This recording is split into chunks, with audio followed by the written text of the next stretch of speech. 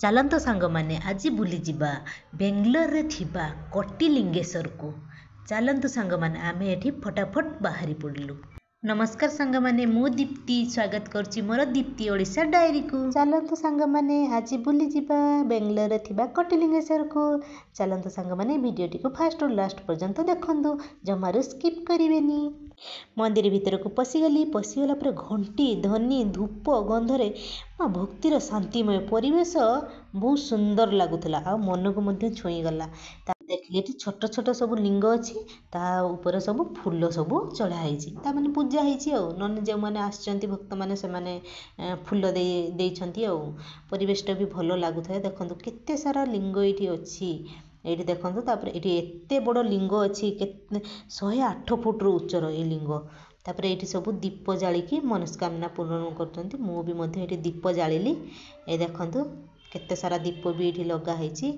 ଏଠି ଦୀପ ଜାଳିବା ପାଇଁ ବସିଗଲି। ପବନ ବି ବହୁତ ଜୋରସେ ହେଉଥିଲା, ଖରା ବି ସେମିତି ହେଇଛି।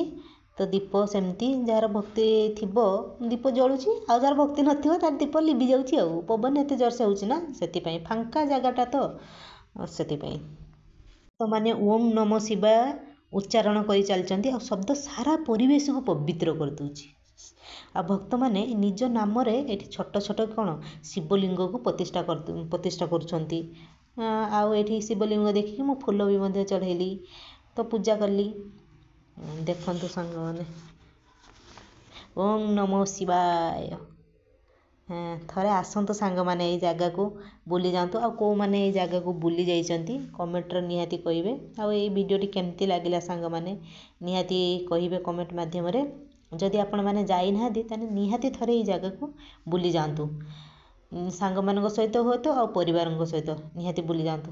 ଜାଗାକୁ ଆମେ ବୁଲାବୁଲି କରିଦେଲୁ। ଏଟା ଏକ୍ଜିଟ୍ ବାଟ। ଏଇ ବାଟ ଦେଇକି ଆସିଲା ବେଳକୁ ଡାହାଣ ସାଇଡ଼୍ରେ ହନୁମାନଙ୍କ ମୂର୍ତ୍ତି ରହିଛି। ତାପରେ ଭିଡ଼ିଓଟି କେମିତି ଲାଗିଲା ସାଙ୍ଗମାନେ ନିହାତି କମେଣ୍ଟ ମାଧ୍ୟମରେ କହିବେ। ଭିଡ଼ିଓଟି ଯଦି ଭଲ ଲାଗିଥାଏ ଲାଇକ୍ ସେୟାର କମେଣ୍ଟ ନିହାତି କରିବେ ସାଙ୍ଗମାନେ, ସବସ୍କ୍ରାଇବ୍ ବି ମଧ୍ୟ। ରହିଲି ସାଙ୍ଗମାନେ, ଜୟ ଜଗନ୍ନାଥ।